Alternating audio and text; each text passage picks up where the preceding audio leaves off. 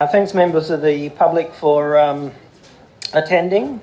I'll open the special meeting of Council on 10th of December 2018 at 5:30 and acknowledge the traditional custodians, the Garrietta people, and recognise the contribution of Garrietta elders past, present and future in working together for the future of Port Hedland. Thank you.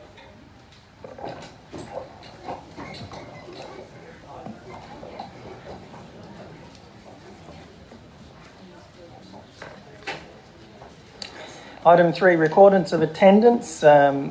It's as listed, everybody's present. 3.2, attendance by telephone, instantaneous communication, there is nil. 3.3, apologies, there is nil. 3.4, approved leave of absence, there is nil. 3.5, disclosures of interest. Council members, do I have any disclosures? Yes, Mr. Mayor. I'd like to declare that I am going to declare impartiality on this item. On item, the only item, 8.11.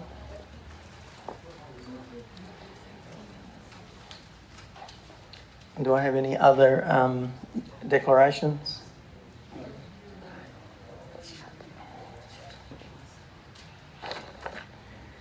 Item 4, public time.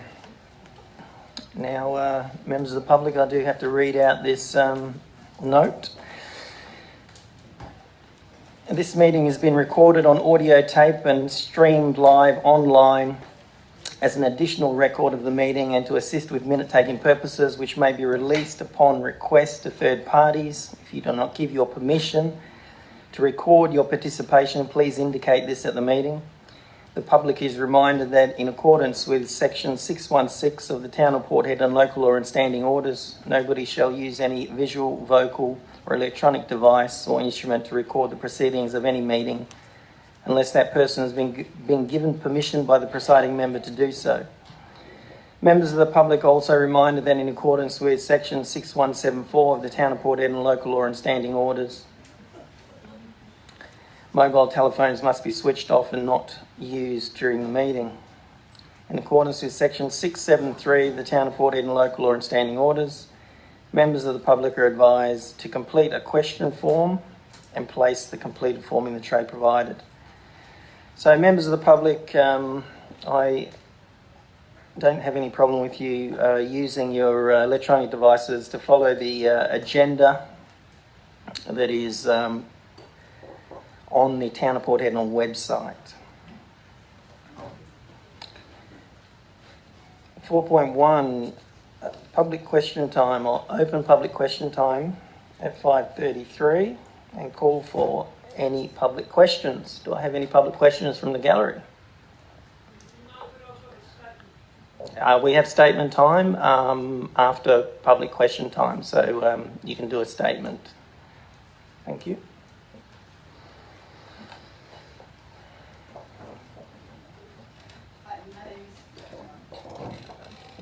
Can we get that turned on?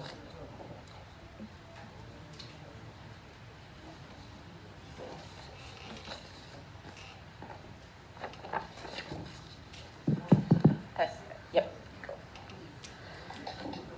Okay. Hi, my name is Lauren Shannon. I live at 49 Moore Street, Port Hedland. I do have 3 questions tonight. So the first one is basically had a look at the town budgets over sort of the last 10 years.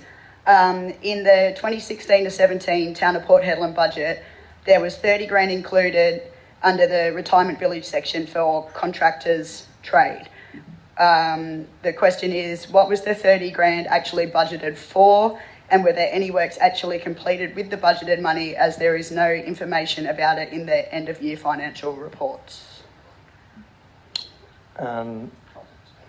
Yeah, we'd have to take that on notice and get that information. Can I ask a quick question sure. that doesn't get taken off my other questions? I'd just like to know if any questions that are taken on notice tonight, when will those answers actually be? They go into the minutes of the meeting. Yeah. So the answers will be provided in the minutes. In the minutes, yes. Okay, cool. No worries. All right. Question 2 is in regards to the town of Port Hedland listing the retirement village as a depreciating asset in its town budget. The values of the depreciation have varied and jumped quite significantly over the last 8 to 10 years. Examples are in the 2009 to 10 budget, it is listed as depreciating at only just over $5,000 and similar the year after. In the 2011 to 12 budget, it jumps to over $40,000 depreciation. In the 2013 to 14 budget, it jumps to over $70,000 depreciation, and then another massive jump to over $160,000 in depreciation in the 2015 to 16 budget. Can the council please provide some clarification as to how these amounts have increased so much over the years, and also as to why there is no mention of the retirement village as the depreciating asset in the last 2 budgets, and it doesn't seem it's been written off as an asset either? CEO. I can say that we intend to value the retirement village asset at zero. Okay. I can say that now, but the information that you've requested, we're going to have to look up. Yep, no worries, too easy.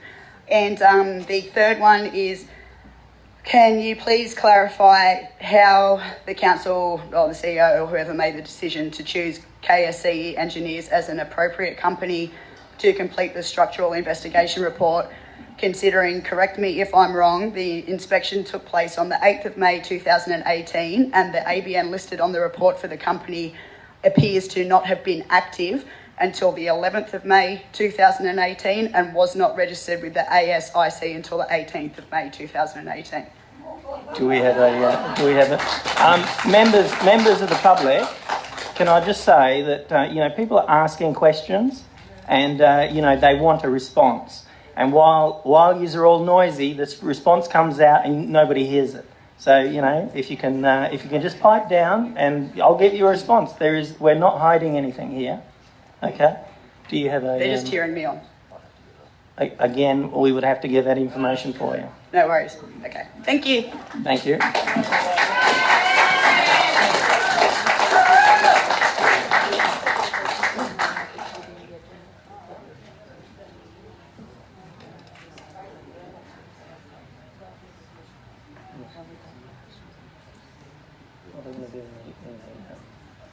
In the agenda of the following council. Yeah.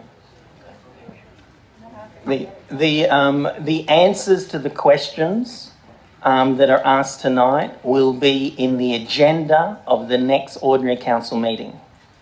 Is that correct? Okay.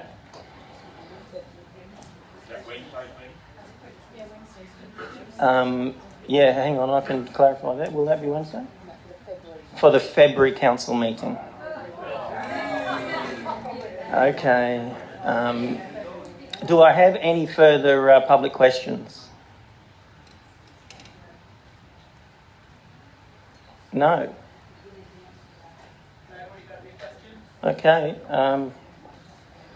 I'll close public question time at 5:39. And open public statement time at 5:39. Do I have any public statements? Okay.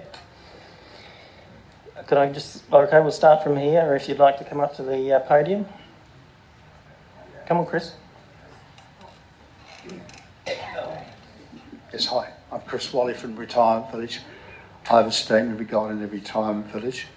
I signed a lease on January 25 this year for 2 years, which ends January 25, 2020. I signed this lease in good faith. That trust has been broken. All the facilities and amenities we retirees want and need are within walking distance of the present village. By allowing the other retirees and myself to remain at the village, that trust will be restored. Thank you. Thank you, Chris. Mr. Brown?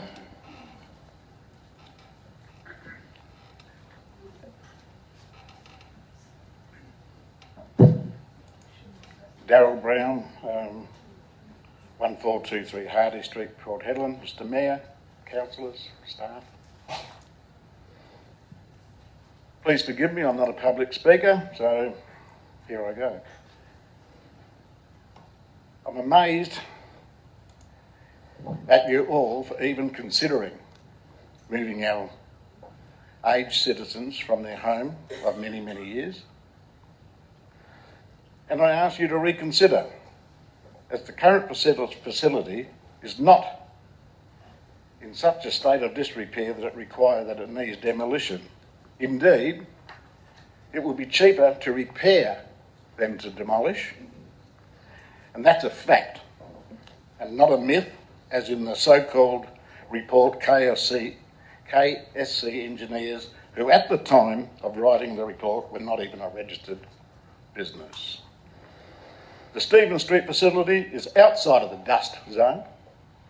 The Stephen Street facility is up to 10 degrees cooler than Osprey, okay? Because of the sea breeze. These people can't afford to run their air conditioners now. How are they going to afford to run them out at Osprey? The Stephen Street facility is within walking distance of the shops, beach, medical centre, entertainment venues. Osprey is not. How can these elderly people go fishing, enjoy a relaxing sea breeze, if they are forced by you to live at Osprey, which is not set up as a retirement facility? The crime rate where they presently live in Stephen Street is practically zero. Okay, you guys, what's it like in Osprey? How would you like to live there?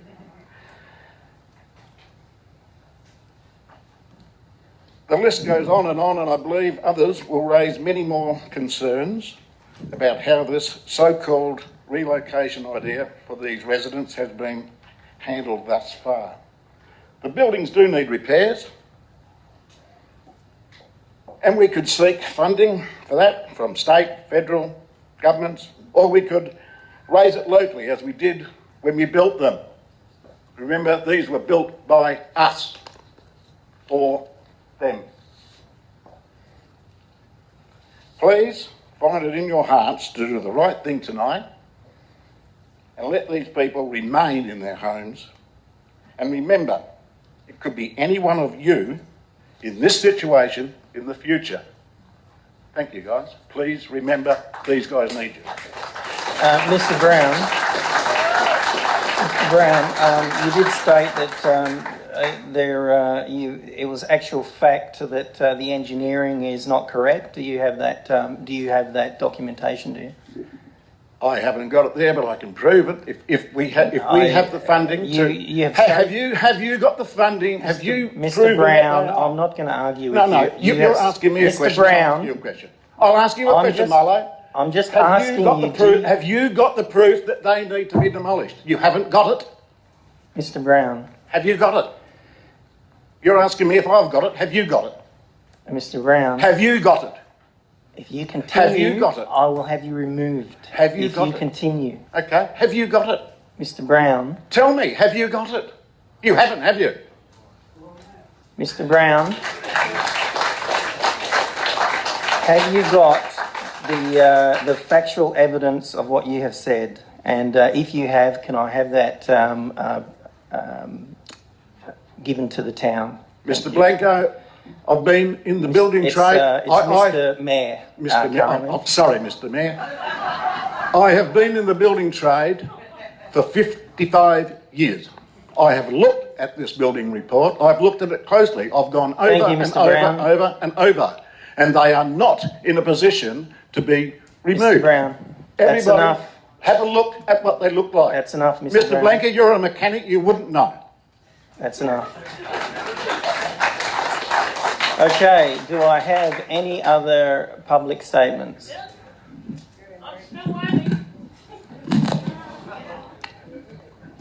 My name is Mary Atwood, a Coriander elder. I've lived in this community now all my life, which is over 70 years.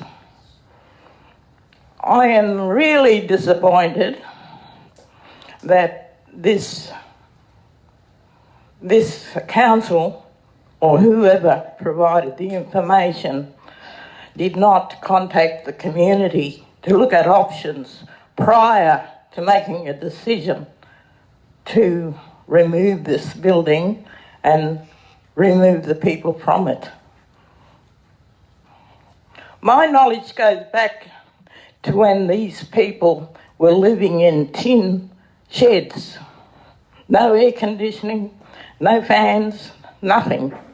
When the town decided to look at options for them, and they actually built the pensioners' houses up there. Now, the council really is appointed to look after the people, the ratepayers, and all the people that live in this town. The ratepayers are the main stakeholders. And at the recent meeting, we decided that we would not accept that the council should remove this pensioners' facilities and move the people. It's just not what anybody in your capacity should be doing. You should be looking at ways of making sure that our elders are being catered for. I even saw on Facebook, someone wanted to remove their status as a non-profit organisation. And that's just going beyond what you guys are here for. They're people that need support. The non-for-profit status gives anybody who manages and looks after these facilities the ability so that they don't have to pay tax, and they should get exemption from the council on that status as well. Now, you just can't continue to make decisions which is putting the vulnerable people of this community at risk. We know what's been happening for the last... I was here when our ratepayers couldn't even vote. Only those people that had houses. Station people had 4 and 5 votes. Aboriginal people had no votes. The pensioners, if you didn't own anything, you had no votes. So why are you turning back the clock now and taking control and taking the control away from the most vulnerable people in this community? Now, that residence provided the accommodation for many old people that worked and lived in this town. And I'll say to you that we will not accept that, because you have a responsibility, both a moral and a legal obligation under the Local Government Act to look after the elderly of this community.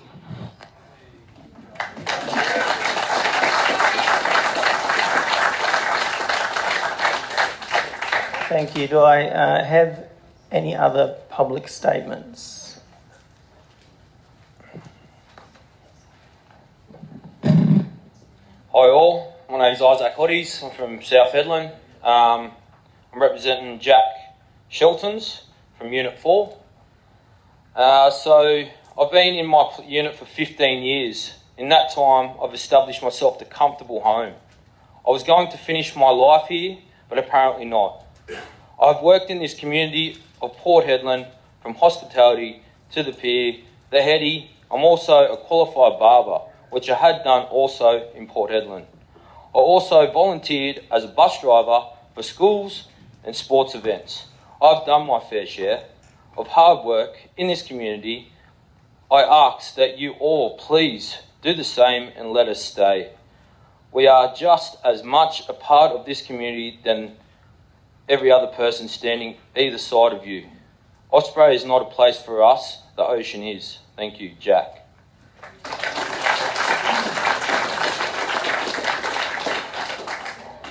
I've got another battler here. So I've been in Port Hedland since 1963. Good old days. My name's Robert Kingston, 22 Stephen Street, also known by many as Snakebite. I've been living here 4 years now, and I've never been so happy in my life. Since I've been here, it's only a 5-minute walk to the shops and the pharmacies, and my doctor, who I see a lot. I have a rubber catheter into my bladder and piss, where I piss from, sorry, excuse my French.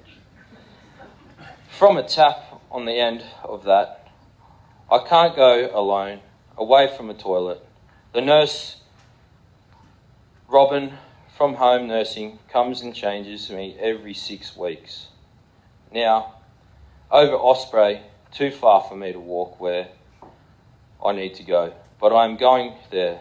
I would rather roll my swag out on the rocks or a fish at Cemetery Beach and be homeless. South Hedland is dangerous, not a place for me.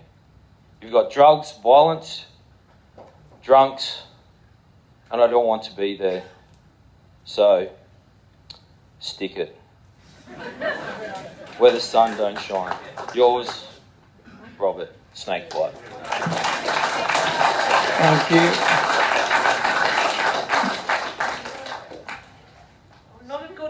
I'm not very good at public speaking, okay? My name's Lorna. I live at the Unit 1 of Masonic Village Units, and I've been there for about 11, 12 years now. And I ended up there because of a marriage breakdown. I had nowhere to go. I was put on the streets by my husband.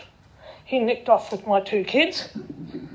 And everybody that's on the council should just consider that we all may eventually need Stephen Street services one day, and that these elderly people need a stable home to spend their remaining years.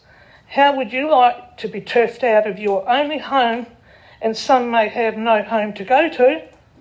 I have seen it for myself when I owned a nursing home in New Zealand, and the elderly there that I was looking after, there was 15 of them, and the families did not treat them with the respect that they deserve, or somebody who is capable of helping them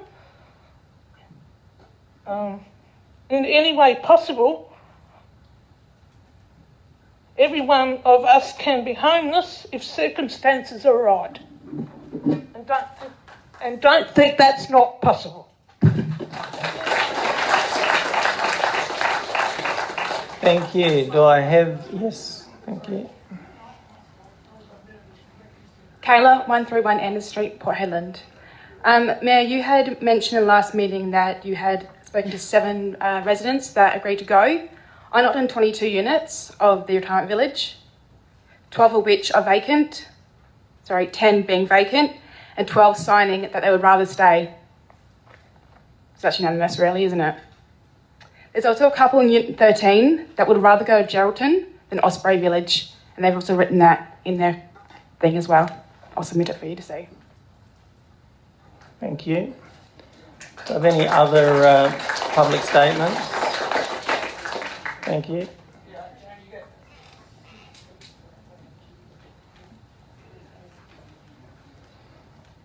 Joan Foley, 3 Moseley Street, Port Hedland. You know I don't say a lot. But for me, the toughest thing in life must be not to have a family. Either with you at all the time or not at all. And if you don't have that, and you do have a home that you love with a surrounding Hedland family, how upsetting is it that you should be told around the Christmas season that you no longer have that either? This is just not fair.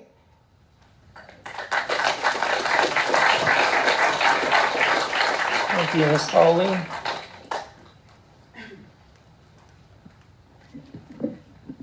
My name is Lauren Shannon and I live at 49 Moore Street, Port Hedland. I am here to ask the councillors to assist in keeping the Port Hedland Retirement Village open and the residents in their current homes. The residents of the village have been contributing members of our community for a very long time, and to see the way that they have been treated recently in this process of closing down their beloved village has been disappointing, to say the least.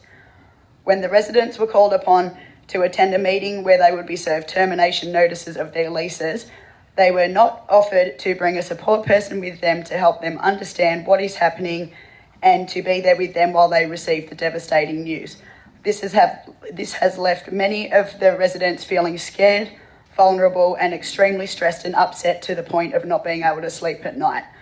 I wish for the councillors to think of this on a personal level and consider how you would feel if this had happened to one of your grandparents, parents or any other family member of yours. The town of Port Hedland has failed the residents of the village in many ways by not upholding the requirements made of them to look after the village, hence why the breach notices were issued. The CEO has also failed to meet 2 out of the 4 requirements made of him at the February Ordinary Council meeting in regards to the retirement village.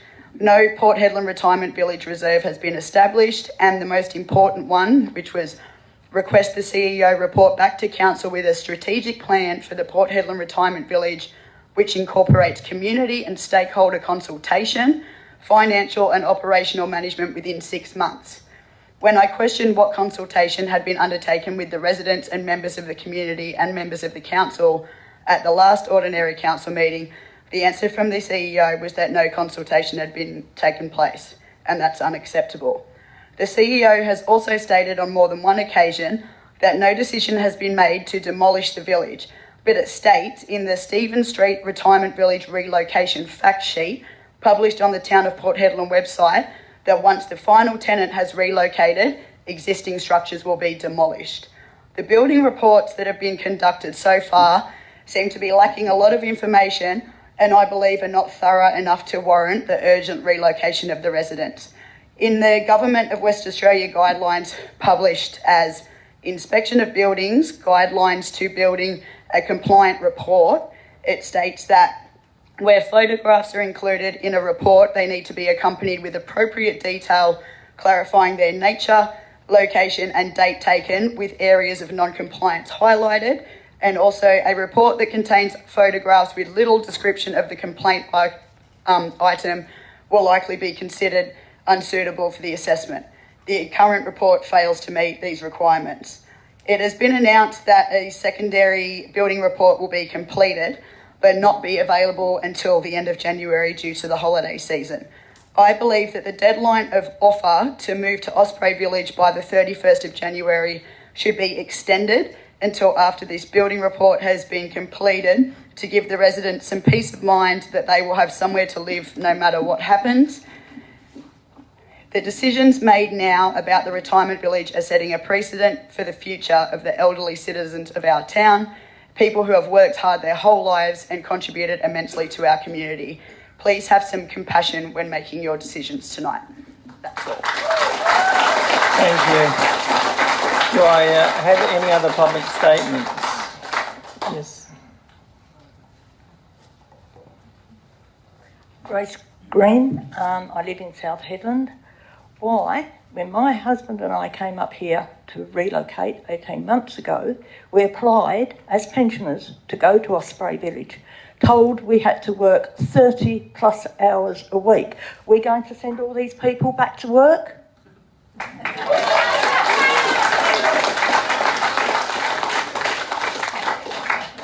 Do I have any further public statements? Yeah, hi. Trish Carson from Hardy Street. I do not understand the way in which you appear to have tried to go about relocating the elderly residents in the Stephen Street Retirement Village. For an action such as this to occur in any community, one would think that you as the local councillors would surely have a duty of care to fully research and consult extensively and in an open manner with all stakeholders and the local community before trying to evict these people to a commercial residence 20 kilometres away where their daily lives would be totally different. I understand that you have a policy for supporting local business, and yet you choose to get an unregistered out-of-town business to provide you with a report to use, to then rush into trying to move these people out of their homes. I also understand that the community helped to build these Stephen Street units originally, and as such should have been fully and openly consulted before any major action was attempted to be implemented. If they did move to Osprey, then they can't have their own meeting room, and when I spoke with an Osprey spokesperson this week, they said that they couldn't provide accommodation for these people in one area, so they could be scattered anywhere in the complex, away from their established supportive friends. Osprey is not a retirement village. I don't believe that any of you would like to be told just before Christmas that you had to leave your long-term home where you feel safe and happy and relocate to a motel-type accommodation away from your local area for good. At Osprey, when they reach Go for Mobility stage, these people won't be able to travel the much greater distance to shops or any other amenities in the heat. I wonder if these imposts on these elderly people have even been considered, and what actions, if any, that you considered to alleviate the social, emotional and financial burden that this move would have for these individuals. I wonder what long or short-term compensation, if any, has been considered or offered for these residents. These are elderly people who deserve to be treated with the utmost respect and with a high standard of duty of care from everyone in the community.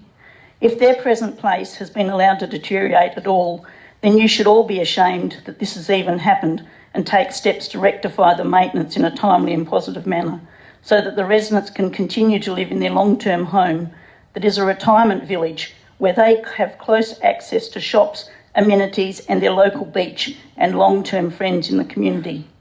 We are not on this earth for many years and should be respected and remembered for supporting our disadvantaged and elderly. I would have liked to have presented this in question time, but after watching how the Mayor shut down some people in the last council meeting, I thought at least by making a statement my concerns might be heard and considered. Thank you all for attending the meeting, and I hope that as councillors you all choose to support in keeping these residents in their present homes where they can continue to live in peace and harmony and safety. Thank you. Thank you.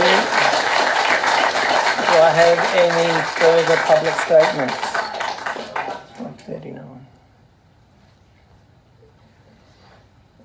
Mike Green, 13 Tinder Street, Port Hedland. One word, ashamed.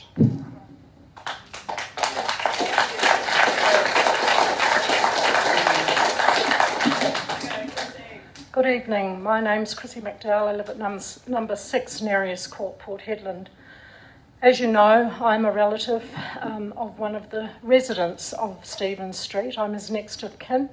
He doesn't have any family living in Australia. I am his family.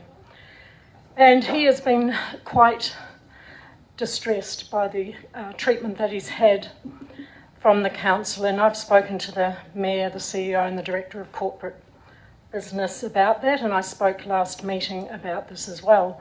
However, I still feel quite passionate about the fact that these people have had their human rights taken from them with the way they've been treated currently, with a meeting that was called by Foundation Housing, chaired by the town of Port Hedland, given a letter from the CEO who was on a plane to Perth with the Mayor at the same time, not given the courtesy of a visit from the said Mayor and the CEO when he was asked if he could take the building report down, show the residents, take them around, show them what the problem, if it was so dangerous and so unsafe, give them the courtesy of being told and shown, and so they could understand why this sudden decision was made. They didn't sleep. They're still not sleeping. Their health and well-being is actually suffering. And they have felt abused financially because they have been offered stuff, but they're not sure if that's going to be current. When they go to Osprey, they'll get a lease for 6 months, but will it stay the same? They don't know, probably not. They will have physical and psychological issues related to this because lately the gardens were not done as soon as the notice was given. It did happen after the last meeting, but they'd already done it themselves. Barriers were put around so that the sprinklers wouldn't work on the grounds. The hose has been disconnected several times so that they have to go and reconnect the hose so they can water the plants that they want to water. It is still their home. They have a right to be there while they're still a tenant. They have a right to be treated humanely while they're still tenants. These people have given this town a huge amount of input in the days before big industry came to town. They gave it willingly and long hours. My friend worked at a job, then went and volunteered at the local church after he finished work doing the gardening and the school. He did that all voluntarily for the community. And lots of other people did too. I'm just talking about him. He's lived here for 45 years plus. This is his home. He thought 6 years ago when he moved, because he retired, he was working up until then. He's now nearly 80. So he worked and contributed to this community right up until just a few years ago.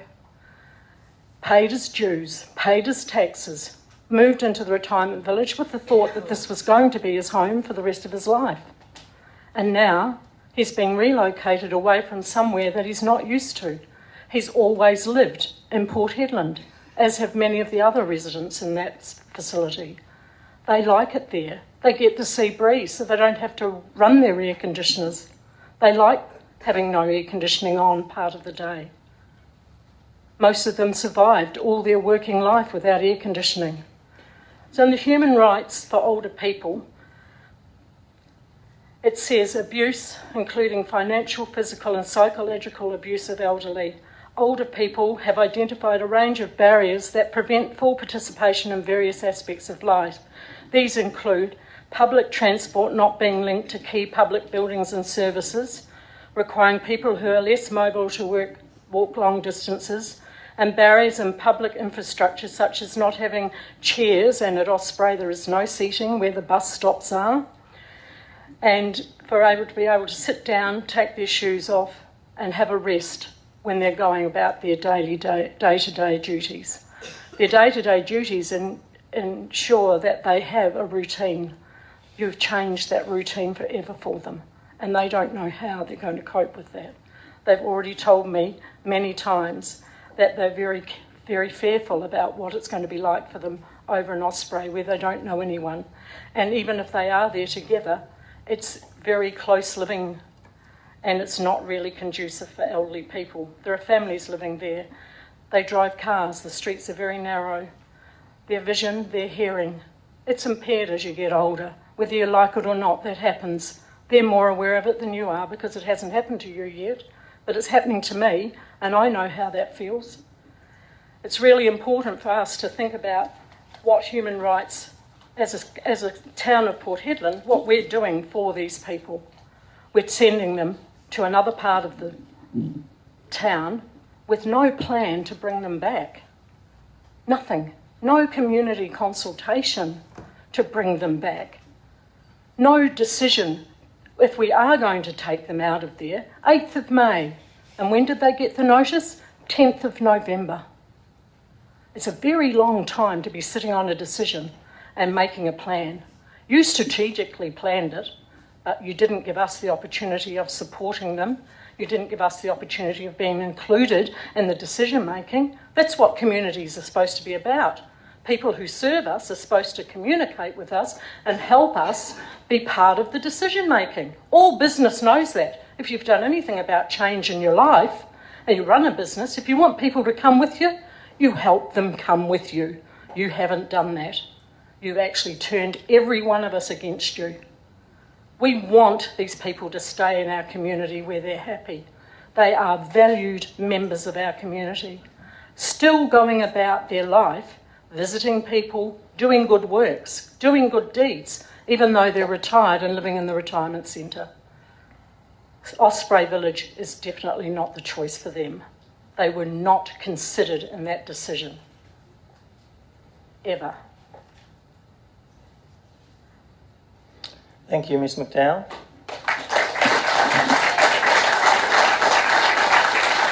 Do I have any further public statements?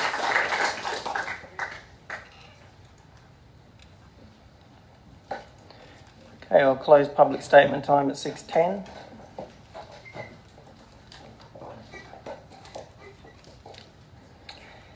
And 4.3, petitioners, deputation, representations and submissions, there is nil. Item 5, questions. Sorry, I emailed last night petition. Yeah, the petition's already been presented. Different one? The email stated that petition was the same. I said different petition. Same scenario as last time. One Darryl Brown, one Calvin Marshall. Yes, and Petition. Different.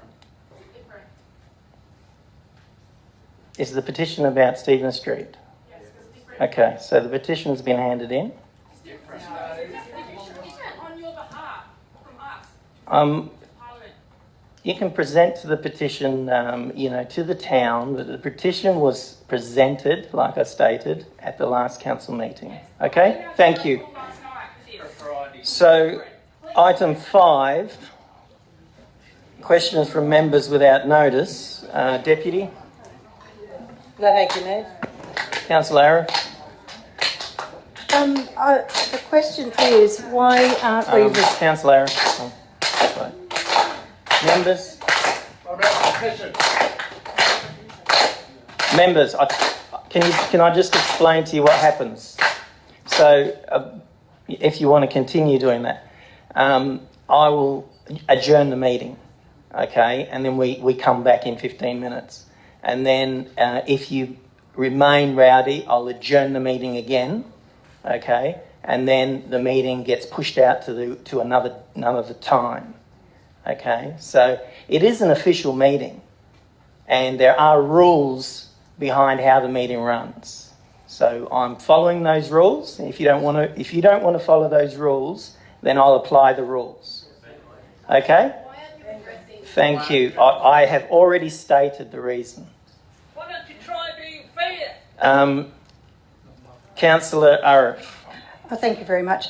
I'm just wondering why we're not receiving this petition, because I believe that it is possibly different. I haven't seen it, I don't know what it is, but it's different. Although it's the same two people handing it, I believe that the petition itself is different and we don't know what it states. Yes, Councillor Arif, and I have already stated that the email that was sent to me last night stated that the petition was about the same subject. The petition was presented at the last meeting. The subject has already been dealt with. Now, the rules surrounding petitions, I can go through them now, but, obviously the petition gets presented to council at the next council meeting after the administration, verifies, signatures and does a report up. So effectively what happens now, if there's another petition presented now, then that petition will exactly the same thing will happen on the following meeting. So the petition's already been presented. We already are having Sorry, point of clarification, Matt. Yes. The member of the public has stated that it's a different petition to the one that was submitted at the last meeting. So I'm just really don't understand why this one cannot be presented for then inclusion in the next meeting. Again, the petition is about Stephen Street. We're considering Stephen Street tonight. Yes, that's correct, Mayor, but from what I understand, this is a different petition than what was submitted last time, and there is no reason why we cannot receive that petition. I have stated that. There's no reason why it can't be presented to, the administration to be then added into the agenda item that's coming up for Stephen Street, for that petition. Through the chair, Mayor, I agree. We're going around questions here, so that's fine. Councillor Arif, have you? Was that okay? Yes, I'm not happy with the answer. There is another option. If you know your standing orders, you can overrule the mayor's decision. I overruled the mayor's decision. No, you need to follow the correct process, which is have a look at your standing orders. Thank you. I would like to move a motion, Mr. Mayor, on that issue, that we accept the petition. Okay,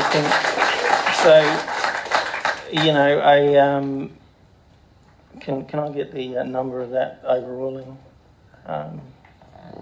CEO?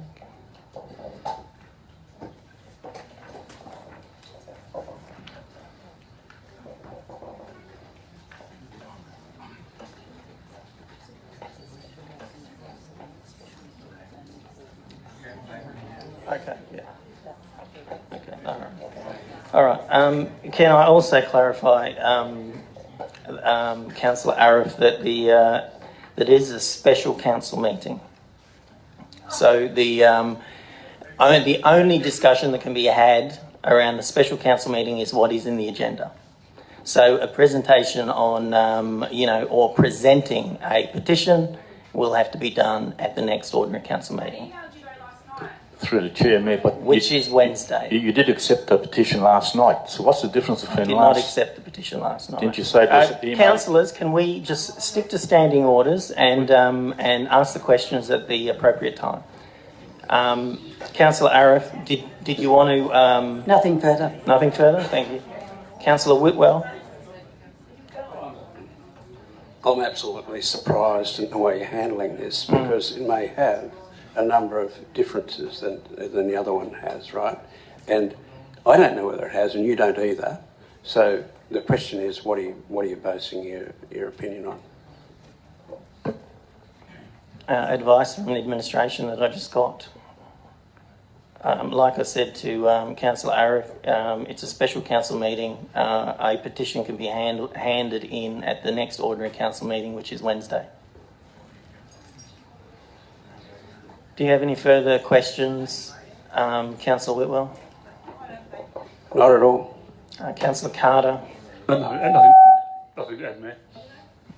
Councillor De Cash? I'd like to say how disappointed I am in you, Mr. Mayor, because, again, the petition that they've got now could be completely different than the petition you got last night. So if it's the same, prove it and discard it. Councillor De Cash, I didn't get a petition last night. I got an email last night, and so did the rest of the council, so you should have read it. Yeah, so okay, it's only an email, it wasn't a petition then, is that what you're saying? So why don't you accept this petition? And like I've said to Councillor Arif and I've said to Councillor Whitwell, I've ruled on it, I got advice from the administration. It can be presented at the next council meeting. Could I move a motion now on that issue, Mr. Mayor? Or? It'll be overruled because it is a special council meeting. So anything that's discussed must be in the agenda. That's just what the rules are. Okay, well, sort out later. I have another question, Mr. Mayor, and that's concerning page 11, where the report states that the town is currently seeking a second structural review from a Perth-based specialist. Perth-based. Can you tell me why this is so, considering that our long-term planning and being a member of the Chamber of Commerce, we advocate to use local contractors, and any money saved by using locals can be spent on village repairs? I'll pass that question over to the CEO, but I would suggest that actually I'll pass that over to the CEO.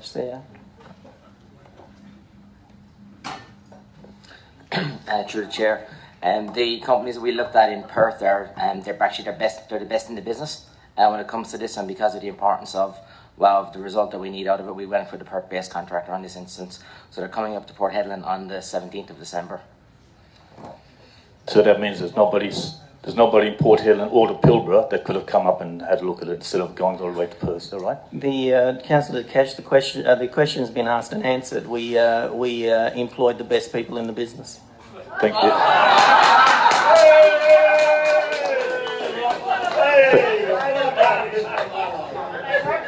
Thank you, Mr. Mayor, but it goes against what we believe in as councillors to use local contractors. Thank you.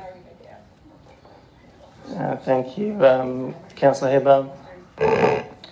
Yes, can I just ask through the chair, was a tenant allocation panel ever formed, or was any tenancy and property registers ever kept by the town of Port Hedland or the Port Hedland Retirement Village Committee? I actually missed the first part of that question. Can you say it again? Sorry, was a tenant allocation panel ever formed? Oh, okay. CEO? I'm just looking at the chair. Happy to answer that.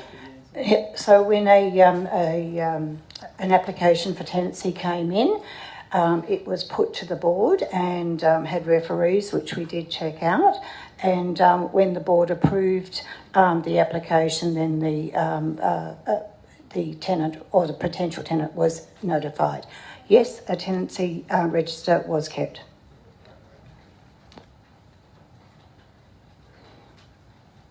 I was just wondering then, why was some of that part of the breach that was given to the town of Port Hedland by the Department of Communities? CEO? Hang on, people. If you read the report, you would have seen that the information that's actually been handed back to the town of Port Hedland is limited. The financials are limited. There's limited information here. So we are working on what we actually have. Councillor Arrow, would you like to answer that?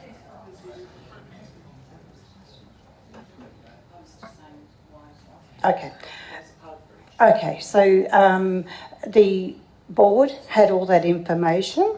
All of that information was not passed on, stored, archived or anything with the town of Port Hedland at any stage.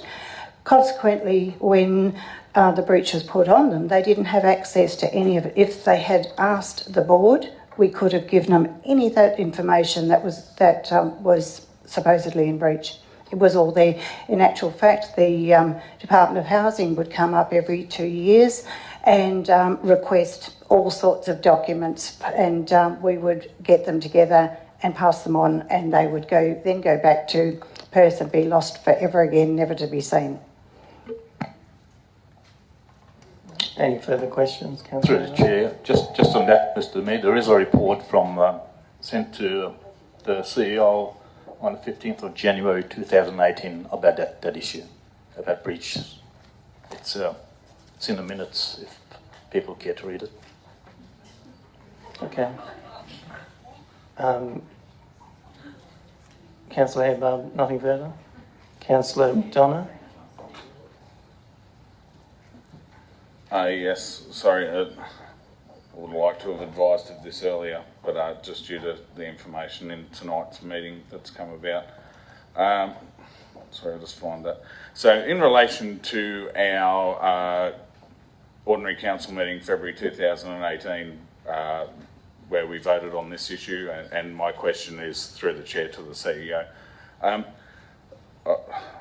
Could you expand a little bit further just in relation to the point 3, requested the CEO report back to the council with a strategic plan for the Port Hedland Retirement Village, which incorporates community and stakeholder consultation, financial and operation management within 6 months. I don't feel that I saw the community and stakeholder consultation in relation to that, so could you just expand on it? So no, through the chair. So no, we had not commenced that process. Once we received the breach, then we had the technical reports done, and then I didn't continue with that that part of the strategic planning part of it. We got the technical reports done, addressed the issues that were urgent, which was the safety of the residents, and as you will see in the report now, it is moved forward to address the future of that facility. Okay, thank you. It's around the timing. Thank you. Councillor McDonough, is that all? Yes, thank you, Mayor. Councillor Pitt? Yes, Mayor Blanco, just a quick question. If you received the email from this lady last night, how come you didn't reply then, telling her she couldn't submit the petition instead of allowing for her to come to council and just to be shut down? I find that to be very unfair on the community, and it happens a lot in these meetings by you. Councillor Pitt.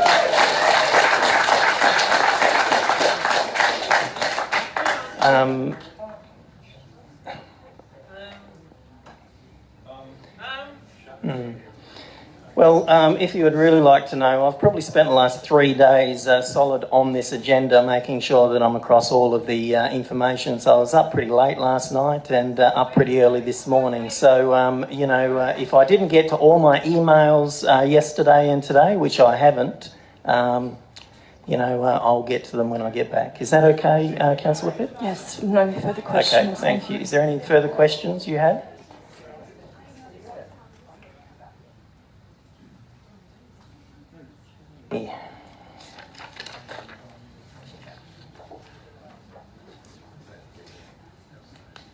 Item 6, announcements by the presiding member without discussion. So just to clarify some misinformation,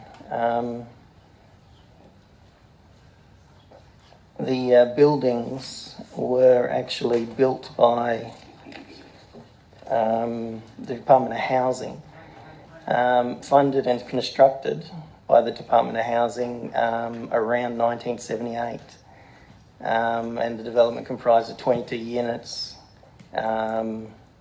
designed for catering for pensioners. So Department of Housing complex. And that actually came, that information comes from the Port Hedland Retirement Village itself. And something else that's been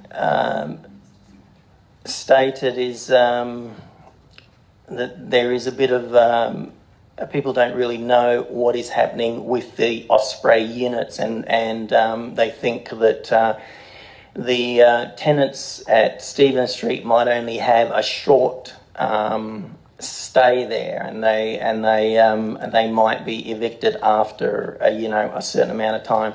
That is incorrect. The Osprey units are available for occupation by the tenants of the retirement village until the end of January, start of February. They're available for vacant possession. So, they can't stay vacant forever. There is a strong demand in the community for those units.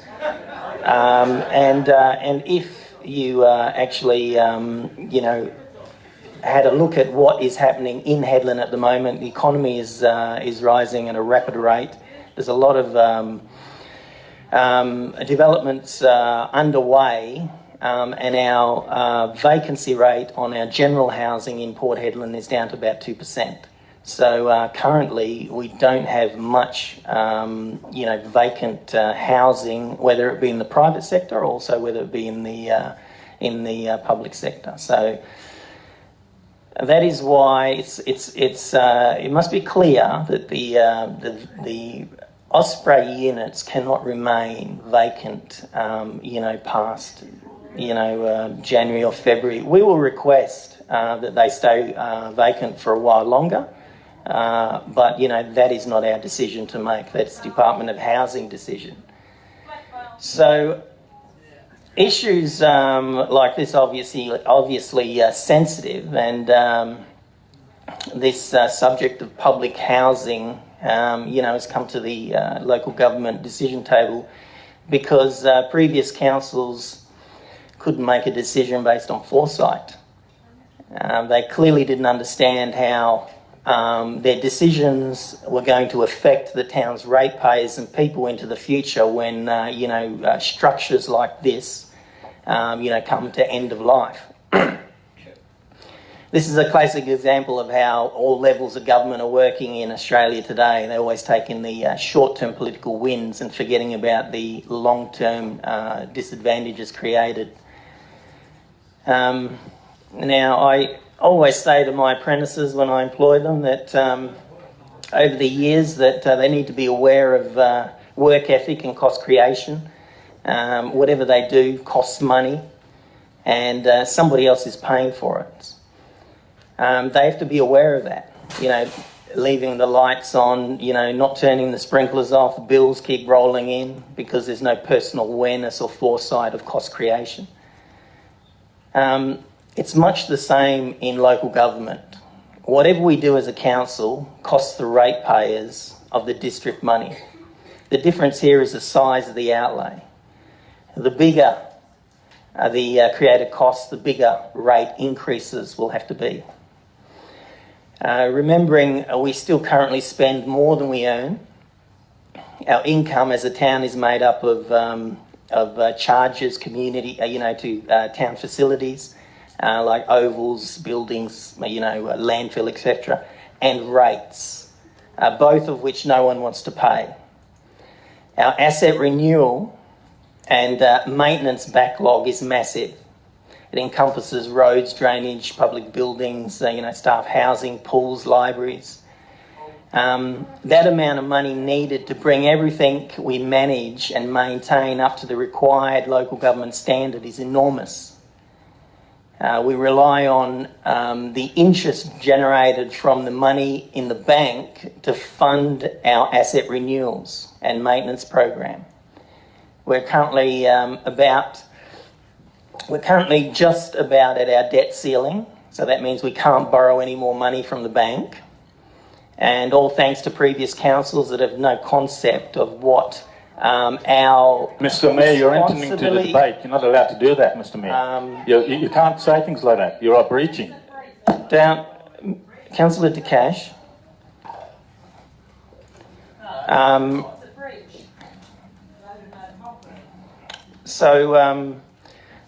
afraid these are the facts. Okay, so yes, these are the facts. These are the facts based on what I understand from the finances of the town. Now, obviously, like I said, previous council had no concept of what their responsibilities were and what financial capacity Mr. Mayor, the town had to achieve the appropriate public sector standard for our Mr. infrastructure. Mayor, previous council have got $160 million in our account. $160 million. Councillor Cash, do not interrupt again. Why don't you try and listen to it? So, again, like I say, it's going.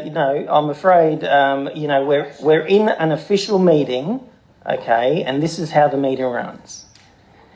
So it's going to be interesting. I hope everyone bases their argument on the professional, technical, and legal advice, the facts presented, and I'm hoping council members that are opposed speak of their opposition and give the public and the public that are listening and watching on the live streaming a realistic solution to the problems faced if they intend to go against the officer's recommendation.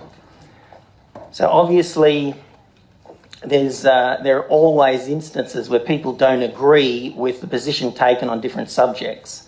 So a good test into whether council should make a decision for or against can be simplified back to your own finance. Would you spend your own money on the decision you want the council to make based on the evidence and the discussion provided? So, in closing, we will now move on to, in a minute, we'll move on to the item and the members of the public can hear the arguments presented. Item 7, declarations of all members to give due consideration to all matters contained in the business paper before the meeting. Could I have a show of hands, please? It's 9-0.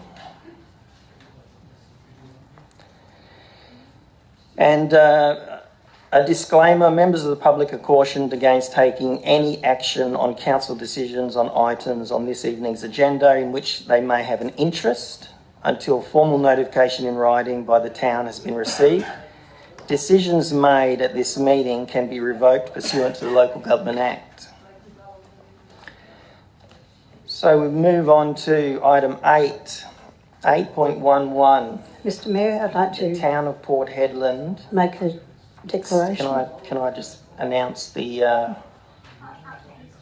Can I announce the item, please? Item 8.11, the town of Port Hedland, Stephen Street, Retirement Village, with the officer's recommendation on page 10 and 11. Councillor Arif. Oh, thank you, Mr. Mayor. I'd like to declare I have impartiality interest, and that I was the committee member of the Port Hedland Retirement Village Incorporated. And just while I'm on it, before I move on to my reading it out, the correct title of the building is not Stephen Street. It's the Port Hedland Retirement Village, which is located in Stephen Street. Yeah. So just for clarification for future reference, because if someone was to look it up, it's not called the Stephen Street Retirement Village. Would council like that? Okay. Would council like that That is mentioned all the way through the whole document. I see that, but would you like the title changed? Can we do that? I think it needs to be legally. We can change the title. That's fine. CEO, can we change the title?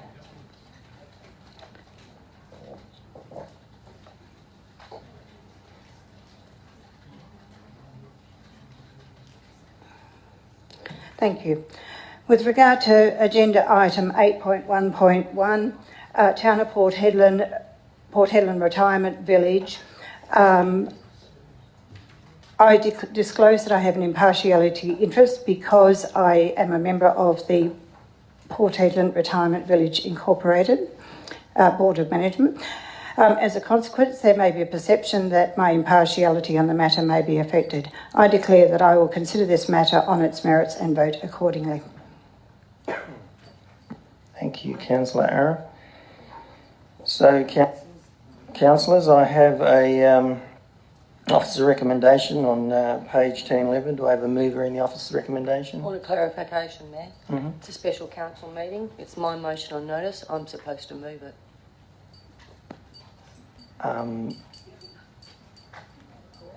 Well, I just asked for a mover. I do not want to move it. I want to use my alternative recommendation that I put in originally and move that. Seconded. The officer's recommendation is on page 10 and 11.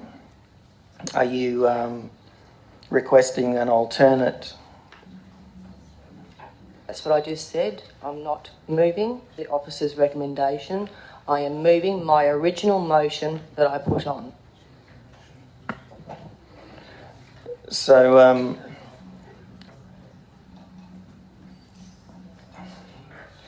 okay.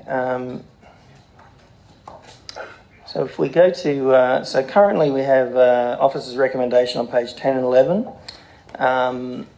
The amended alternate recommendation that counts On page 11.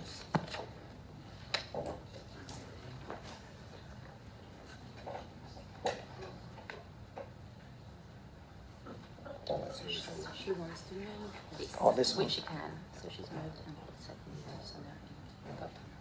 Okay. So,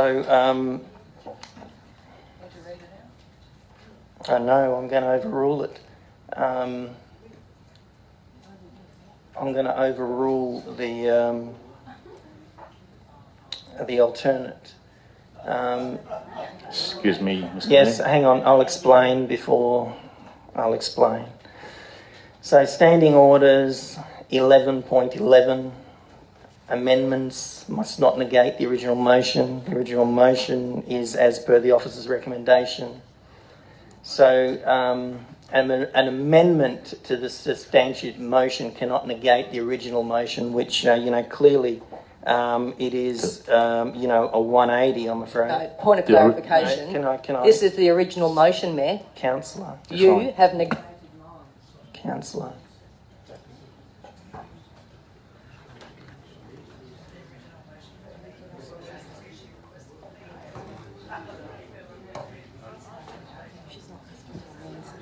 She's put this up separately, so she can. She moves it. What about?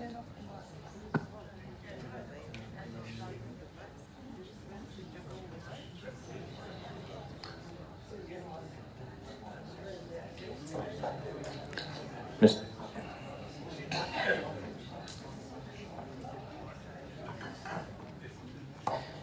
Okay. So we have a mover in the alternate. In the alternate, yes. And we have a seconder. That's right. Councillor De Cash. Yep. Do I have any against? Yes, I'm against.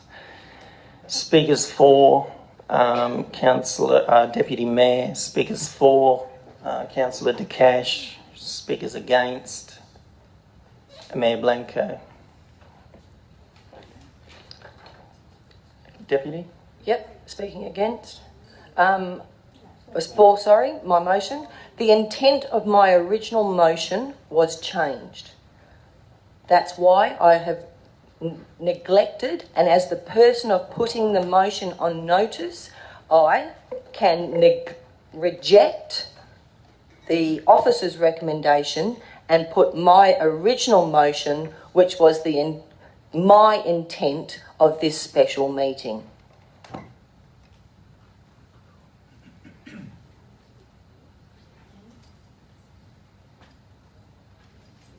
Is that all, Councillor? Speakers for, Councillor De Cash. Thank you, Mr. Mayor. But first of all, like you did when you opened the meeting, I'd like to thank all the members of the public for attending and showing your support for the citizens and for our retirement village. It's good to see you all here, and hopefully it goes the right way.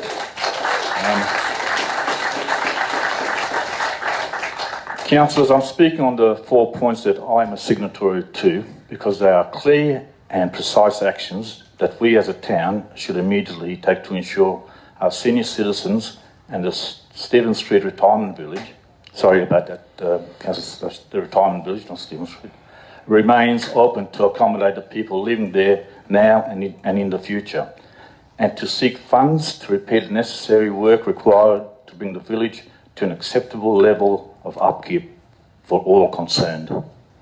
The officer's recommendation is not why the special meeting was called, so with respect, it should not be entertained by us as we, the elected councillors, have set the agenda on this occasion. Thank you, Mr. Mayor.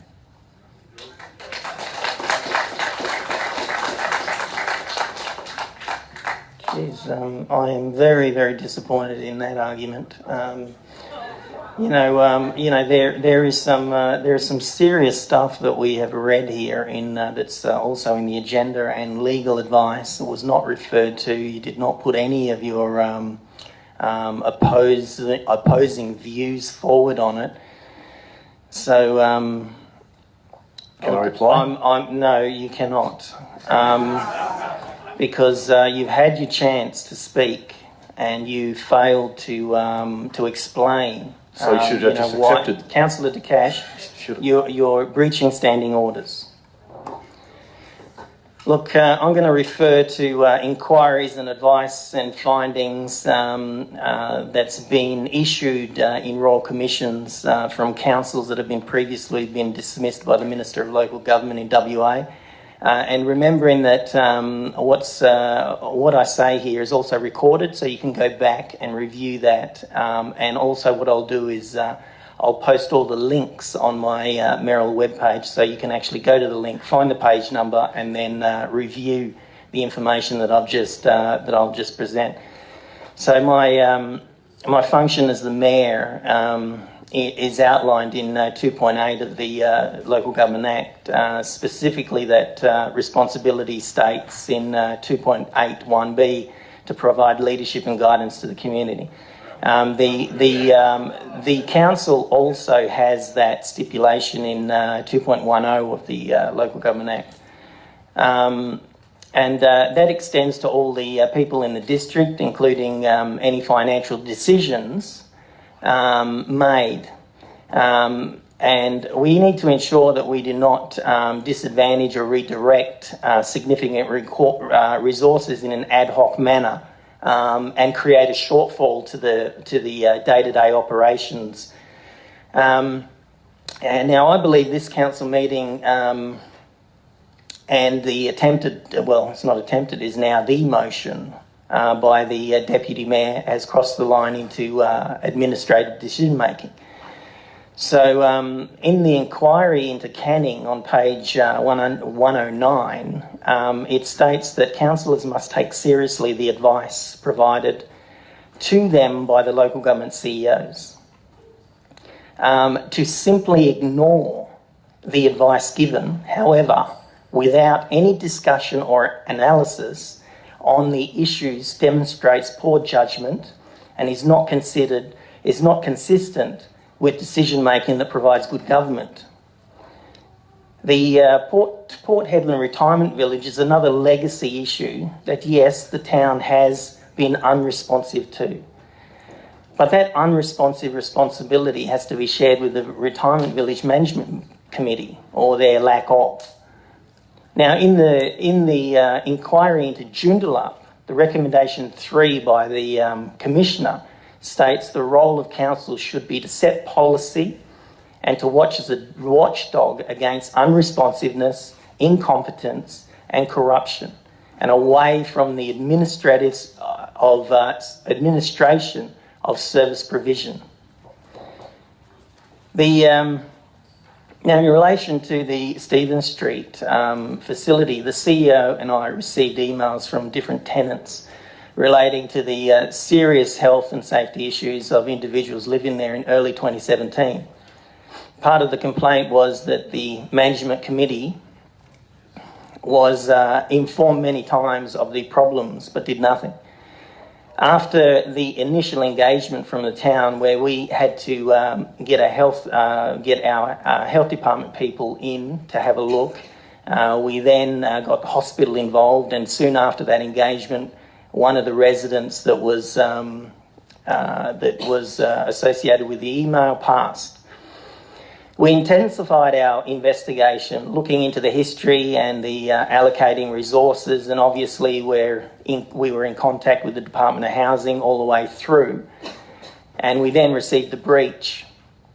And obviously this was no surprise to us, and it was no surprise to the management committee either, considering that they have actually requested the town to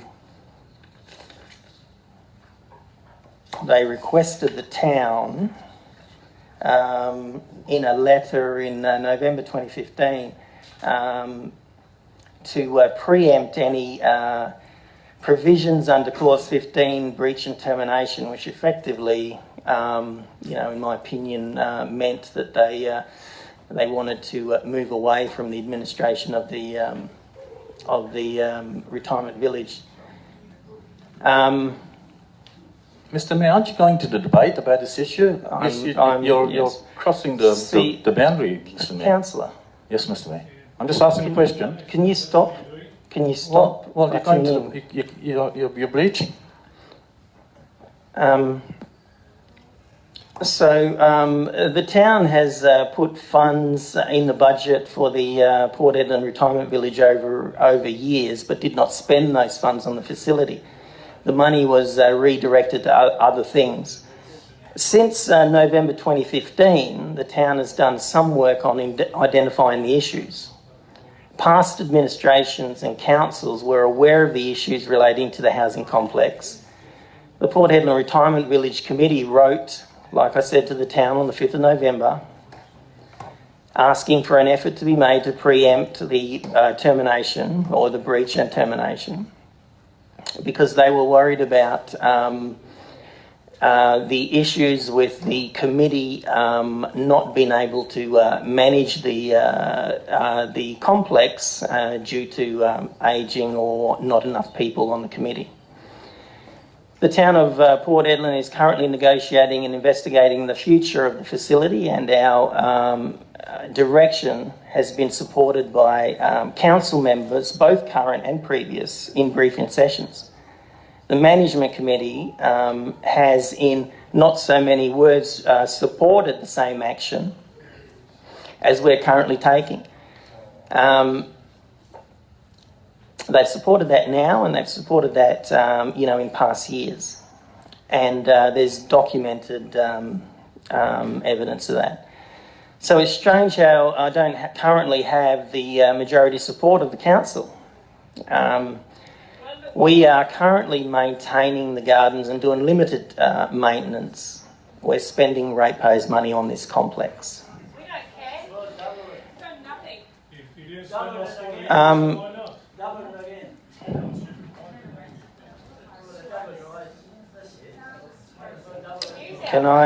Can I tell people to settle down and wait for the argument?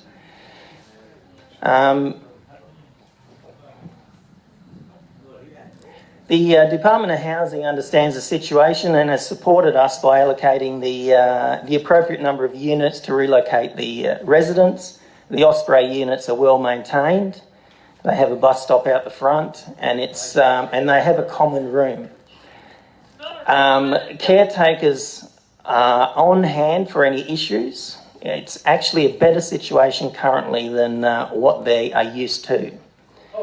There is no evidence to support the rubbish comments about Osprey Village being a crime hotspot or a dangerous area. I've lived in that area myself, and those comments are unhelpful to the situation, they're untrue, and they're not supported by any fact or the people that currently live in that location. So we have a realistic solution that has been developed by the town and the Department of Housing. This solution will not require the town to fork out millions of dollars we don't have for public housing that is required to be supplied by the state government. Additionally, we are doing everything we can to help with the relocation financially and logistically, and we've stated that on many occasions. So because this item's been presented and has been well advertised and a lot of misinformation has been spread, I believe in the best interest of our residents and ratepayers to understand the bigger issues surrounding the Retirement Village story. The basic intent of the Local Government Act revolves basically around strong financial probity, adherence to conflicts of interest, and conforming to ethical standards. Every member on this council swore an oath when taking office to that. So I have submitted multiple breaches on some council members in relation to the Port Hedland Retirement Village and a CCC report. This has been advertised in the local paper, and it's also been spoken about in Parliament. They are still under investigation. The CCC did indicate on the 7th of June 2018 that it referred the matter to the Department of Local Government for action. The Port Hedland Retirement Village is an incorporated association, and it's prohibited from distributing any funds to its members under the provisions of the Association Corporations Act. Look, I'm unclear if that's a criminal matter, but it needs to be determined what members means in this respect. Members of the community, members of the committee and or members of the council. And that have or had a interest in the facility. And I think it might be one in the same. Currently, the Port Hedland Retirement Village Incorporated Association has not been wound up. It's still active. And Councillor Arif, like she just said, was the chairperson of the Retirement Village. Councillor Newbury was on the committee appointed by the Town of Port Hedland Council, and Councillor De Cash was living there. Now you're still talking about it. Councillor, excuse me. Councillor Newbury was or is Point a of order, committee. Mayor. Point of order. No. Yes. What is your point of order, Councillor? What is your point in rubbishing our names when it's not true? I've already spoken to local government. Your two financial breaches that you put on me are null and void. Councillor, Deputy, what is your point, Deputy? Deputy, what? Okay. Do you want me to adjourn the meeting? Members, please. Do you want me to adjourn the meeting? No. Okay.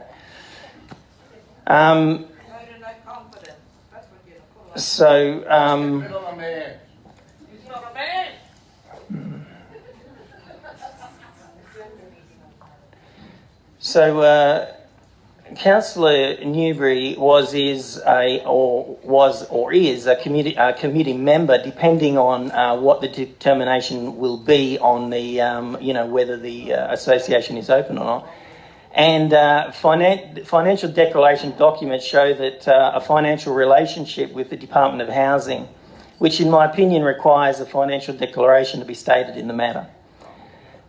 Councillor Arif and Councillor De Cash have received a direct financial benefit from the Port Point of Hedland order. Retirement Village. Point of order, Mr Mann.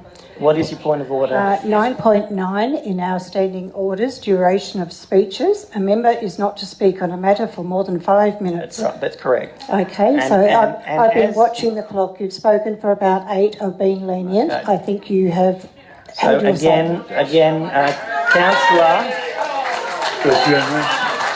Yes, I understand that, Councillor Arif, and by agreement with the chair, another 5 minutes can be added to it. Now, also, no, it doesn't say that. It says an extension under this clause cannot be given to allow a member's total speaking time 10 minutes. to exceed 10 minutes. So Correct. you have spoken for 8 minutes already. You've got about 1.5 minutes left. with the interjection from the members of the public and also the council, I will take a little bit longer.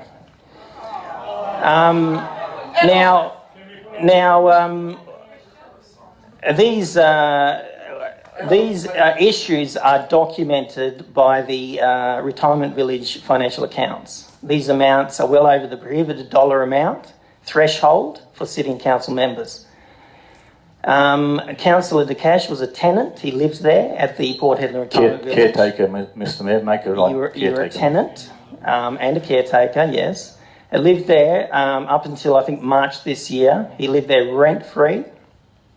It's also been stated by Councillor Arif that Councillor De Cash was conducting the caretaking work or the gardening services, and he was paid for those services, as per the financial statements presented at the AGM on the 25th of January 2018.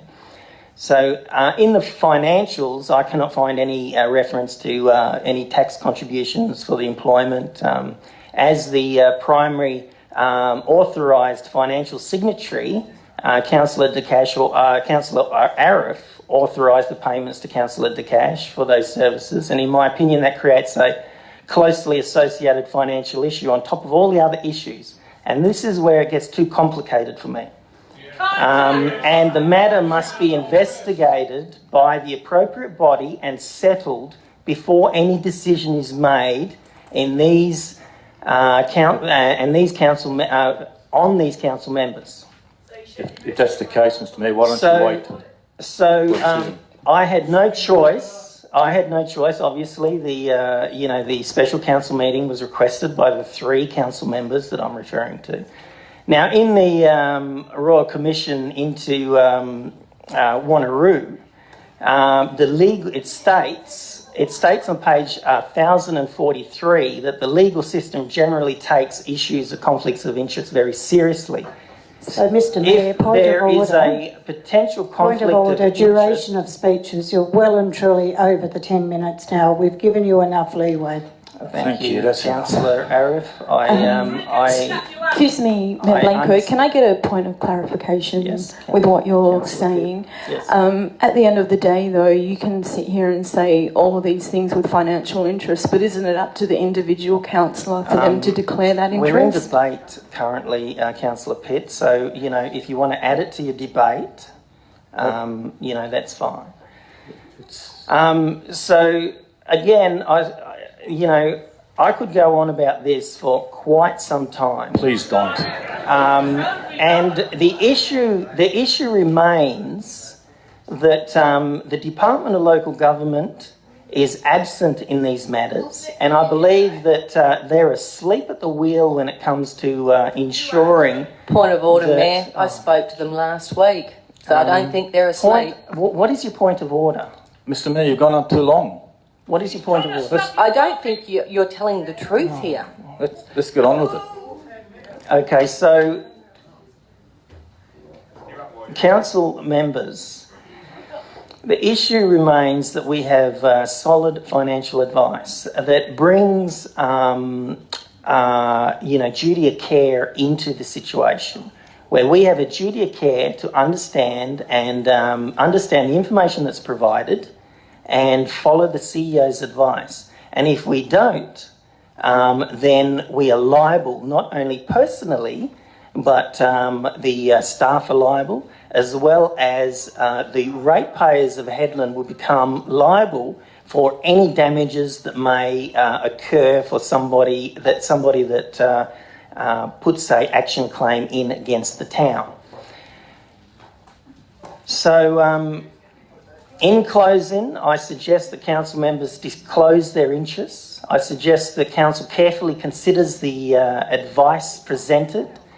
I request that the council to support our staff. I request the council members to support the officer's recommendation, the original on the special council meeting agenda.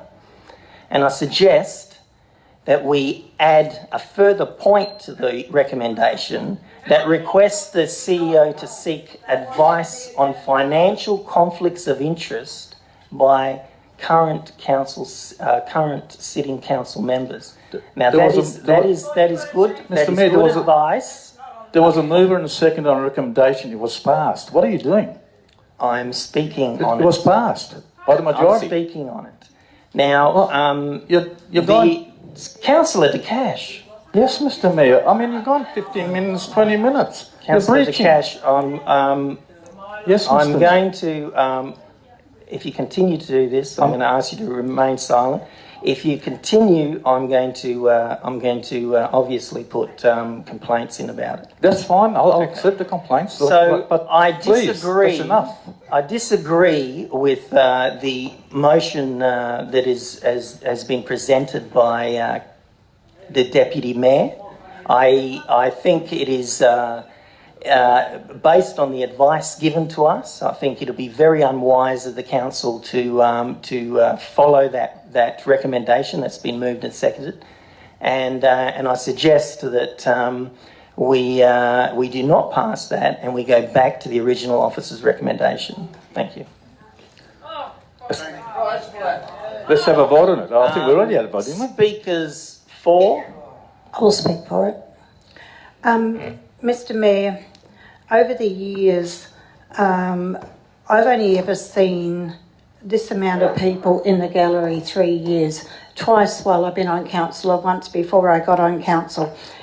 It only happens when the council is out of step with the community, right? So I've warned the gallery many times. It's getting close to an adjournment. Councillor Arif. So thank you. So we need to, last year we patted ourselves on the back at listening to the community. We had our strategic community plan. 5,700 people responded to that, and we listened and we put it in here. And I did note that in our document here, it is acknowledged that we make sure that the community needs and gaps are identified and delivered, that facilities and community infrastructure are revitalised in the town, not knocked over, revitalised. That constructive forums are provided for discussion and the representation of the diversity and views and needs that impact on our town development programs and policies. So we prided ourselves on this document, and now we are going against that by just overruling it. Now, we as elected members did not see this coming. We were briefed on the 7th of November that the tenants are going to be asked to be vacated on the 8th of November. We had not seen it, we had not heard it, we'd had our briefing, and we didn't know it. We were just as much shocked as the community was, as the tenants were, so we didn't know about it. So it came quite suddenly. The management of the retirement village was handed over back in May, and straight away they could have started to plan for the future as per the documents, that the letter that you referred to on the 5th of November that no one else in the room apart from you and I have seen. So that the letter, it wasn't part of our documents here. So the letter that you referred to did suggest back then that perhaps the town of Port Hedland needed to be looking at the future of the building, the retirement village going forward. While I've been on council, I have raised it over and over again when it came to budget time. What about the retirement village and things like that? And yet it still was ignored. Now, you mentioned that the structural reports weren't referred to in someone's debate, Councillor De Cash. Now, the structural reports are questionable. As been stated by the public tonight, the company wasn't really a company at the time of doing it, and there are a lot of inaccuracies in the way it was done. So I worry that the report is inaccurate. What also worries me is that the town of Port Hedland this is one of their assets, and I would imagine that structural reports would be done on all their assets on a very regular basis, and as such might have picked up any severe deterioration of this asset quite a while ago. If the reports, as the chairperson of the retirement village, we never got those reports if they were done. But that also worries me also that the town of Port Hedland has other buildings around town of the same age. The Art Gallery, Len Taplin, Andrew McLaughlin Centre, all built about the same time. Have the structural reports for those been done? Are they going to be bulldozed over next week? We don't know because, well, have we had a structural report on that? Talking of town of Port Hedland assets, the visitor centre, the art gallery, things like that, I believe the people who run those are actually paid to manage it, and the maintenance is done by the town of Port Hedland. The asset that was the retirement village was managed by a volunteer committee who are not real estate managers, and at a rough estimate, if the volunteer hours were put in, and just one or two, at $17 an hour, it would cost, they would be paid about $13,000 a year. But no, for 40 odd years they got that management for nothing, and yet the other town of Port Hedland assets, they get paid to do it and the maintenance done as well. But I move on. So where am I up to now? Talking about, we as councillors, as elected members, did a asset management course a couple of weeks ago, and one of the things, it was a very, very good course, I enjoyed it. One of the things we were told to look at is look at all your documents. So the strategic community plan, and that's been acknowledged there.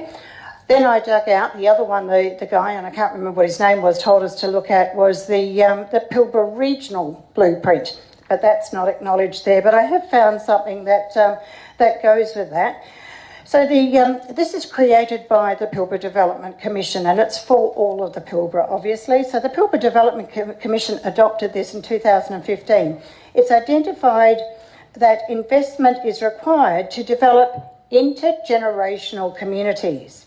And this is identified as a transformational opportunity for not just Port Hedland, but for the Pilbara. Transformational because then we have our elderly living in the town, which leads me to the other document, and this one's much more recent. So this is just this time last year this was printed. This is the Northwest Ageing and Aged Care Strategy, and this was December last year by RDA. And one of the desired future outcomes is sufficient range of affordable and appropriate aged housing options in the communities across the Northwest region. Strategy 1, to develop and promote a range of housing options that focus on the needs of older people. Would you like to your extension on your... I would love that, thank you, yes. Thank you, Councillor. So 3 documents, one of them was in it, but the other 2 weren't, and I think they're really, really important that we do. When I came back from Karratha, when they launched this, I went and saw the CEO, and I said to him, wow, the burden of aged care is going to fall more and more on local government. And it has been said that aged care is not the core business of local government. Well, community is the core business regardless of age. So over and over again, LGOs are cited as being the main body for aged care going into the future. Which leads me to something that was mentioned earlier, volunteers. A lot of our current age pensioners do volunteer work. Well, we're going to lose that volunteerism in the town where volunteerism is very hard anyhow. We're going to lose our grandparents. If we can't put them up, we're going to lose them. Last week I was stopped in the shop by a lady and she said, Julie, what's happening with the aged care? She said, I'm 64, I'm a widow and I'm looking to retire. Where will I go? We haven't done any forward plan. Those 14 people, they've got somewhere. But if one of these people in the audience here now retires tomorrow, there is nowhere in this town for them to go. We haven't actually, in the document that we've got here, what was put towards us, there is actually nothing. Can they go to Osprey and get 25% of their pension and be guaranteed of a house? No, there's nothing. We need to also set that in place for the people that are retiring next week, next year. We can't just say just those 14 people that are there now. So, councillors, we need to really, really think about this, and I would like to see that for the time being that we slow down, keep our residents in the village, make the buildings as safe as possible so there is no duty of care, that we remediate all that, the liability is taken away, and that we plan for the future while they stay in their homes. Thank you.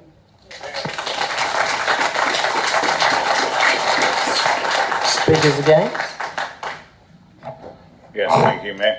Whilst I do not support relocating aged people from any facility, I do not support this motion as it is put either.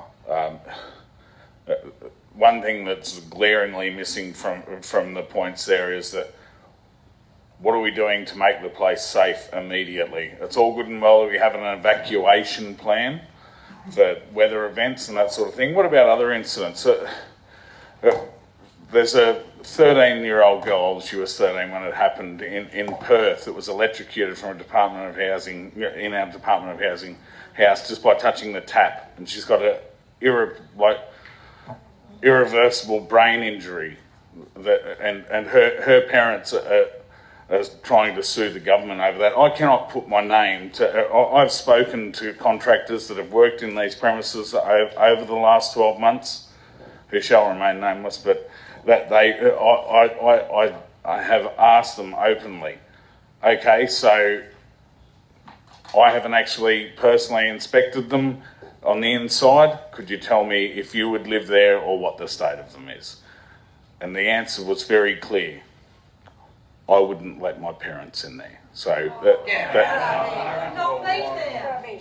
okay, so that's Members of the gallery. Members of the gallery. Thank Come you, on.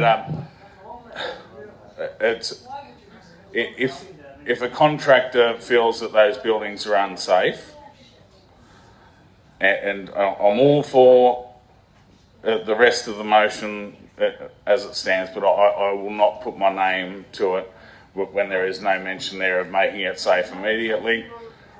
And yeah, I think it's very, very much a good time also to acknowledge that all the information that's been given on this point, there's so many contradicting bits of information, and not from the current administration. There's so many over the years that contradict each other that people should never have signed up for, like previous councils or administration never should have signed up for, because we've set ourselves up to fail and we've put ourselves in this position.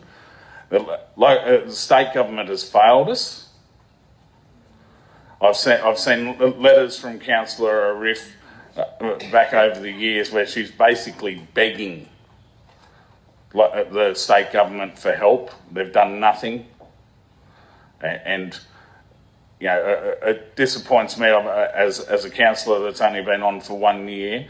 I went through our first budget process, and I was certainly not advised that the Port Hedland Retirement Village, as it's known, was in need of serious amounts of money that we needed to start looking at within our long-term financial plan and allocating each year. There was certainly a token amount put in there just for like footpath repairs, that sort of thing, whatever it might have been, but there was no real mention of it.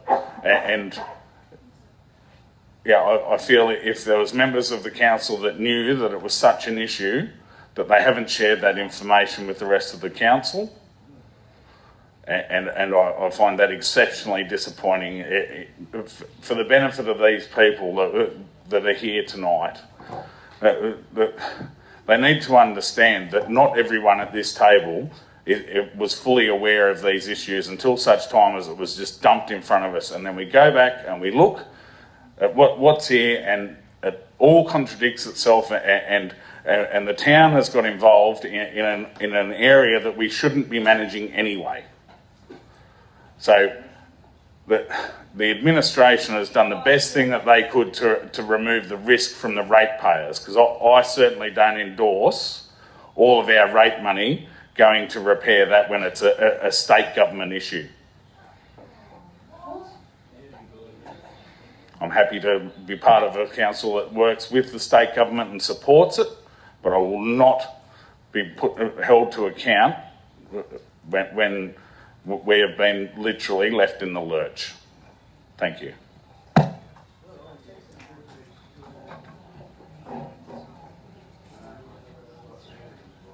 Speakers for.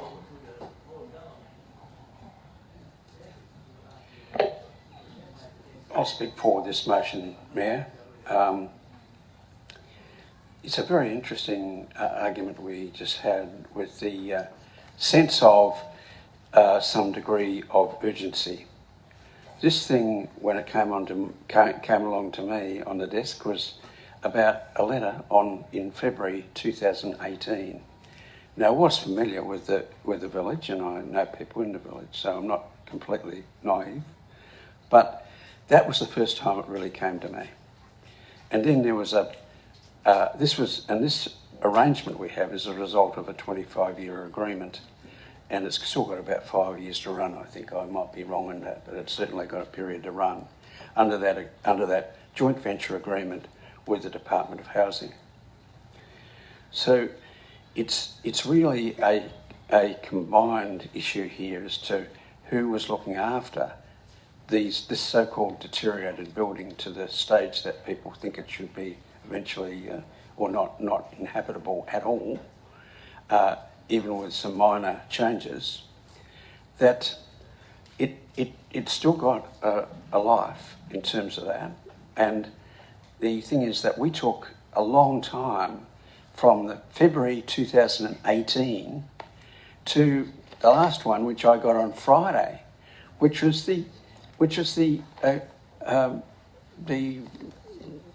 lawyers' reports on what they thought about it.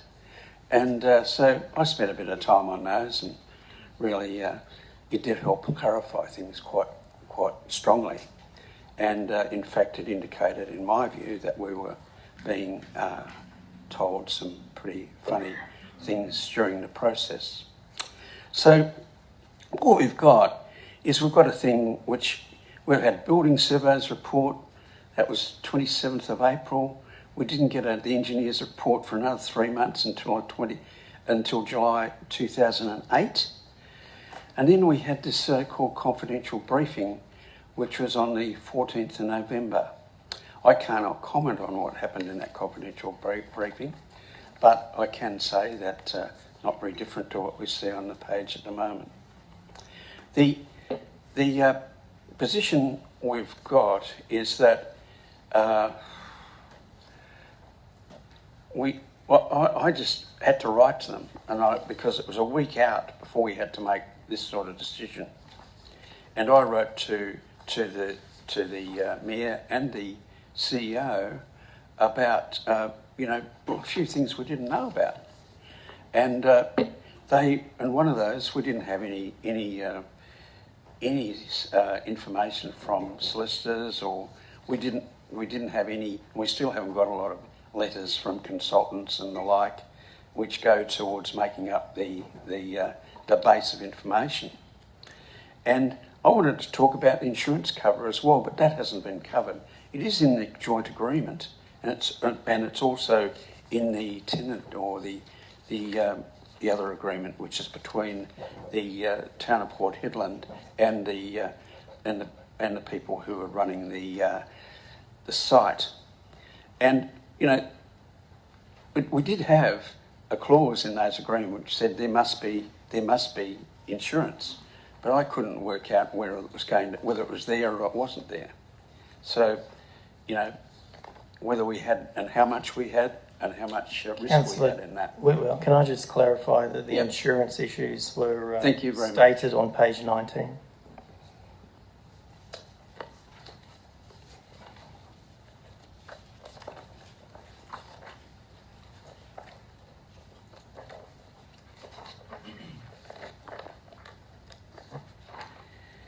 Right, page 19. Okay, so I've got that now. Right.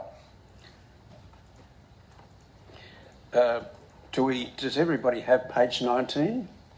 Rightio, but what about the people in the audience? Do they have page 19? No, right. Councillor Whitwell, the item was put on the council website. It is public information. Everybody has that if they wish to read it. Well, I think we should just read it out for people's clarification as to where you are with it. I asked that question, and now I'm getting your result, right? In relation to liability, our insurer was not yet in a position to determine whether the town was entitled to indemnity under the terms of their policy, and needs to investigate the matter further. In relation to property, our insurer advised that there was a limited capacity for its insurance scheme to protect buildings, which have been deemed to be structurally unsound. Now, they will be visiting Port Hedland on the 10th of December, and we'll discuss these matters. But the issue really there is we've had a whole year where nobody seems to know what's going on with the insurance of those buildings, and that's a real worry, right? And that comes back to my colleague over on the other side there, where he also had a problem with the risk involved in the building. So, this is just not on. It's just, what you're doing is just letting the thing hang out and not doing anything about it. Now,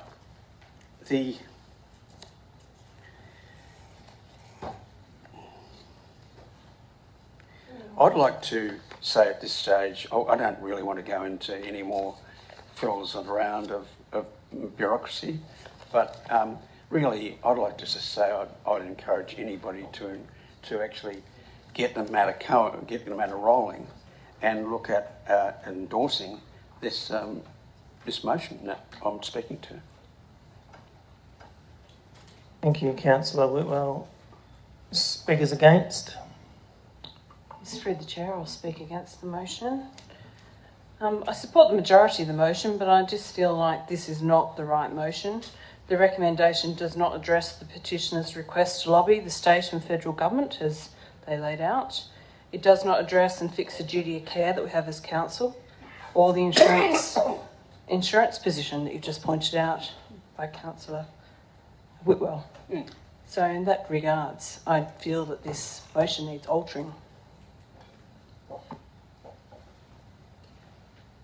Speakers for? Speakers against? Right, a reply. Deputy. Yeah, I'd just like to clear up a few things that was just mentioned here then. I'm a bit amazed about the removal of the patrons. For one, that states in our report, the tenancy, it states in that we cannot terminate remaining valid tenancy agreements. These can't be terminated by the town nor the lessor until the fixed term of the tenancy has expired. We have one tenant there that stays there until January 2020. You can't terminate him. So we still have a duty of care until January 2020. So what are we going to do? Evict all the other residents and one stays there? We've still got a duty of care. 14 months, that is. I believe that is a really good time to get cracking on the emergency repairs. I'm not here to blame other councils. I'm here to make a remedy and to action this tonight. We move forward. The retirement village is not past its use-by date.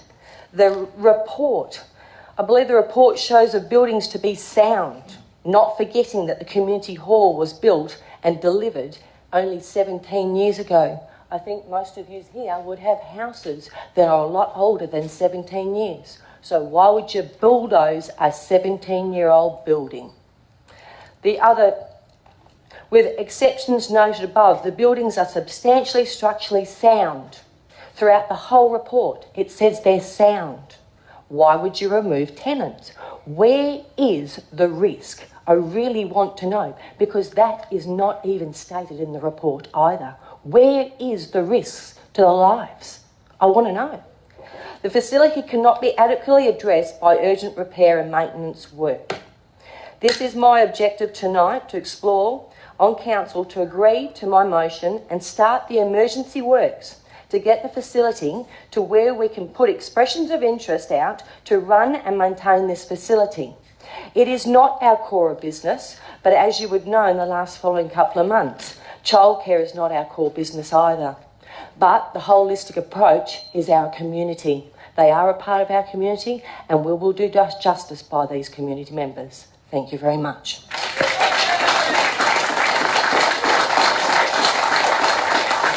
Put the alternate motion to the vote. Those in favour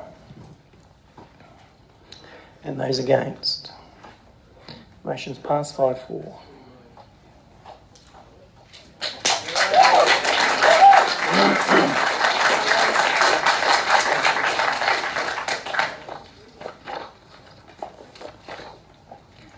Item 9, matters for which the meeting may be closed, confidential matters. There is nil. Item 10, closure. Mr. Mayor, I apologise for interrupting, but I would like to submit annual leave. You can't do that in this meeting. You'll have to do that at the next meeting.